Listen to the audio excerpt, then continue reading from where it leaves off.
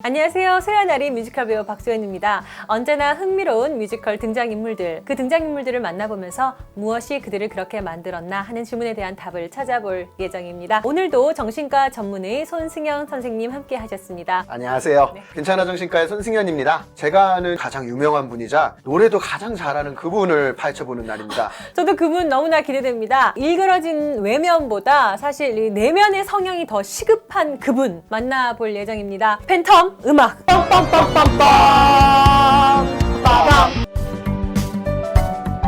대형 뮤지컬인 오페라의 유령, 공연을 못 보신 분들은 좀 있으실 수 있지만 영화 오페라의 유령은 굉장히 많은 분들이 보시지 않았나 하는 생각을 해봅니다. 저 같은 경우에는 둘 다 굉장히 재미있게 봤는데, 영화에서는 뮤지컬 원작에서 그냥 이야기로만 흘러간 부분들이 영상으로 처리가 됐어요. 팬텀의 이 일그러진 자아와 누군가를 사랑한다는 것이 무엇인지 모를 수밖에 없는 이유가 고스란히 그려져서 오히려 약해 보이는 이 팬텀의 행동들이 한편으로 더 안타깝고 연민을 느끼게 했던 것 같아요. 사랑받지 못한 어린 시절의 환경이나 배경이 하나의 이제 슬픈 괴물을 키워낼 수 있다는 무서운 사실이죠. 오페라 극장에 사는 그 유령. 그 유령 만나보기 전에 소연아리를 통해서 줄거리 편 있으니까요. 뮤지컬 오페라의 유령 아직 못 보신 분들, 너무 오래전이라서 팬텀이 나온다, 음악이 좋았다, 뭐 이런 거 외에는 기억이 잘 안 난다 하시는 분들, 잠시 줄거리 편 보고 오시면 이번 편 더욱 즐겁게 관람하실 수 있을 겁니다.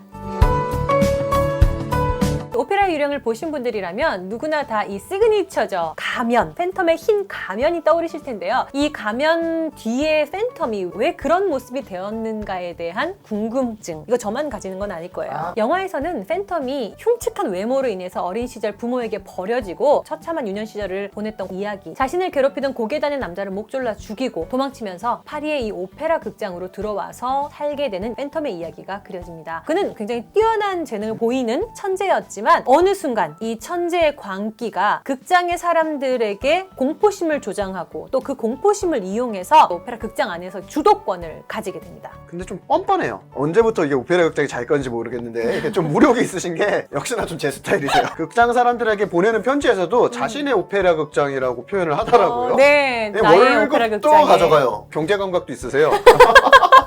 또 이 태어나면서부터 사랑을 받아본 적이 없잖아요. 그러다 보니까 이 사랑을 어떻게 하는지, 사랑하는 방법에 대해서도 알지 못하는 존재로 그려집니다. 받아봤어야지 주죠. 그렇죠. 크리스틴을 사랑하게 되자 크리스틴을 자신의 소유물이라고 생각하는 것 같아요. 넌 내 거야 라는 대사도 실제로 있어요. 또 크리스틴이 자신의 사랑하는 사람이 따로 생기잖아요. 라울. 그럼 또 팬텀이 또 기겁을 해요. 는 자기를 배신했대. 언제? 네. 둘 다를 파멸시키겠다는 복수심이 또 막 불타올라요. 일반 사람 같았으면 굉장히 스토커스럽다. 네. 미친 거 아니야? 네. 갑자기 시동 걸고 주차장에서 급발진을 하셔가지고 네. 노래를 좀 가르쳐주긴 했죠. 그렇다고 이제 크리스틴에 대한 지분이 자기가 가지고 있는 거 마냥. 선생님 지분. 아유, 제가 지분. 좀 물질적이에요. 네. 그리고 이 후반에 가서는 크리스틴을 압박을 막 해요. 선택해. 나랑 살고 쟤를 살릴 거야. 아니면 쟤 죽일까? 아주 진짜 극단적인 인물이 아닐 수 없으네요. 극단적입니다. 네네. 하지만 이 극이 진행되면 될수록 팬텀이 말하는 여러 가지 대사들을 통해서 사실은 그가 얼마나 사람들의 온정과 세상의 사랑을 바랬던 인물인가 많이 보이잖아요. 누구보다 사람의 사랑에 목말랐는데 허기진 거죠. 요구하는 방식이 너무 서투르니까 결국에는 극단적 행동들이 나타나서 좀 짠하죠, 결국은. 외모 때문에 사랑받지 못한다 라고 생각했던 그지만, 사실은 저희가 볼 때는 외모보다도 일그러지고 비틀어진 이 내면 때문에 스스로를 더욱더 힘들게 만든 것이 아마 팬텀이 아닐까 합니다. 근데 또 사실 어떻게 보면은 팬텀의 태생 자체는 그렇게 나쁜 사람은 아니었지 않았을까 이런 생각도 들어요. 이 팬텀에 대해서는 정말 할 얘기가 너무나 많습니다. 이 사람이 많이 아파. 이 사람 많이 아파. 자, 그럼 이 팬텀의 아픈 곳을 의사 선생님께서 좀 구석구석 좀 살펴봐 주실까요? 준비되셨나요? 가시죠. 이 오페라의 유령에서 팬텀 하면 가장 먼저 떠오르는 단어, 바로 집착과 광기입니다. 그게 후반부로 가면 갈수록 크리스틴에 대한 집착으로 인해 생기는 그의 미칠 듯한 광기, 상상을 초월하죠. 이 정신적인 측면에서 팬텀의 행동을 좀 분석해 볼까요? 몇 가지 키워드로 조금 이야기를 해볼 건데요. 집착, 사랑이 되게 삐뚤어져가지고 요거를 내가 가져야 된다, 내 맘에 들게끔 통제해야 된다, 이런 것들이 보여요. 크리스틴을 자기 맘대로 하는 거죠. 그럼으로써 내가 이 사람을 소유했다라고 생각하는 거고, 크리스틴이 받게 될 두려움이나 곤란함 전혀 신경 안 쓰고 그냥 막무가내예요. 말과 행동을 자기 맘대로 제약도 걸고요. 근데 한편으로는 이렇게 강한 통제 욕구를 보이는 게 안쓰럽기도 해요. 물론 이제 당하는 크리스틴 입장에서는 이 의사가 왜 그러나 이럴 수도 있겠지만은, 팬텀이 오히려 그만큼 마음이 약한 사람이기 때문에 마음의 안정이 통제된 상황에서만 일어날 수 있다라는 거잖아요. 자기가 다 알아야지 되는 거야, 변수 없이. 난 줄 알았어. 나 팬텀이었어. 빰빰빰빰빰. 상황에 유연하게 맞춰나가나 네. 그 사람의 모두를 사랑하기에는 마음이 너무 불안정한 거예요. 내가 보고 싶은 것만 보고 그것만 사랑할래. 네. 아닌 거는 안 사랑할래. 이렇게 되는 거거든요. 근데 그 이유가 팬텀이 강해서가 아니라 약한 약해서. 남자라서. 분노.